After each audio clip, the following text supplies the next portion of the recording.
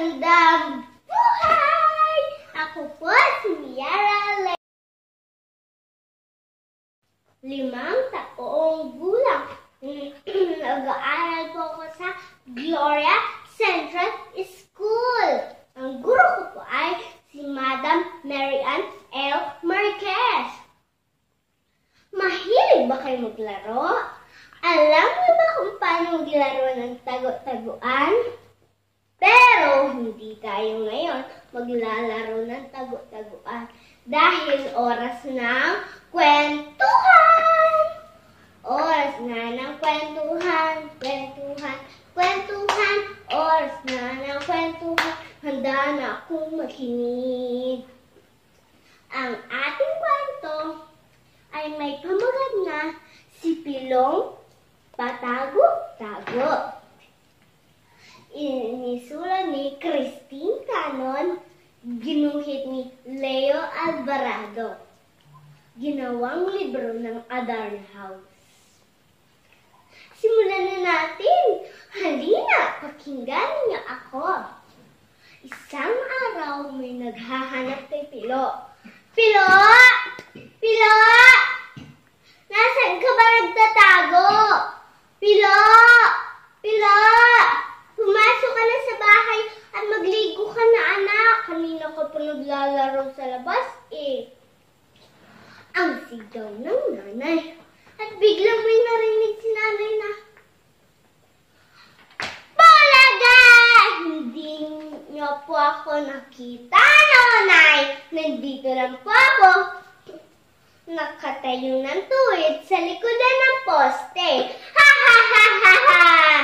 Ang may naghahanap na naman kay Pilo. Pilo! Pilo! Nasaan ka ba talaga? Pakainin, gutom ng alaga mong isda. Pakainin mo na sila at ako'y papasok na sa opisina. Ang tawag ng tatay. At biglang may narinig naman si tatay na, Bulaga! Hindi niyo po ako nakita, tatay. Nandito lang po ako sa tuktok ng aparador. Ha ha ha ha ha! At may naghahanap na naman kay Pilo. Pilo! Pilo! Nasaan ka na naman nagsuot? Malamig na ang pagkain mo. Kanina pa ito nakahain sa mesa. At biglang may narinig si Ate Bebeng na, Bulaga!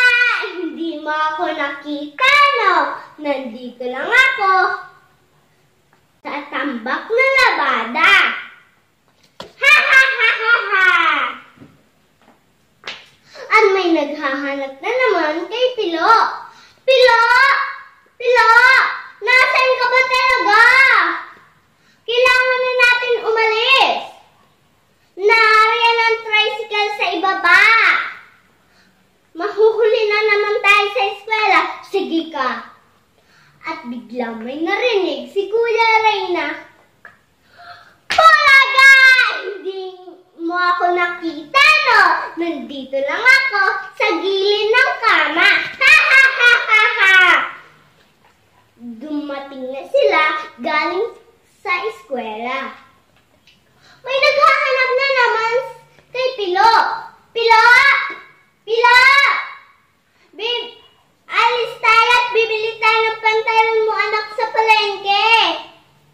Biglang may narinig si nanay na, Bulaga na! Di niyo po ako nakita, no?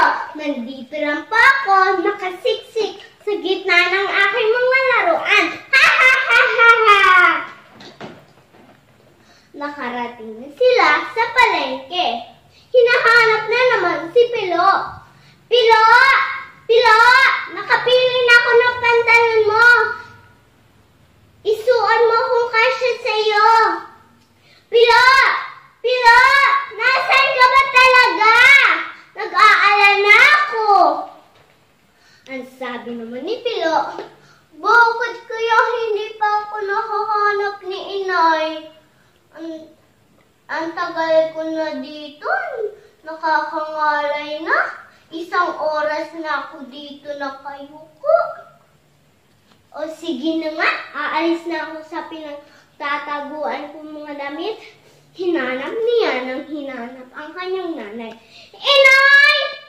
Inay! Inay! Si Pilo pala ay nawawala na sa palengke. Nag-iyak siya dahil hindi niya nahanap ang kanyang nanay. At biglang may narinig si Pilona. Bulaga, Pilon! Nandito na si nanay! Akala mo hindi kita mahahanap, ano? O sige na anak, tahan ka na. Nandito na si nanay. Kaya sa susunod, huwag ka na tumago kung saan-saan, okay? At dito na po nagtatapos ang aking kwento, Si Pilong Patago-Tago.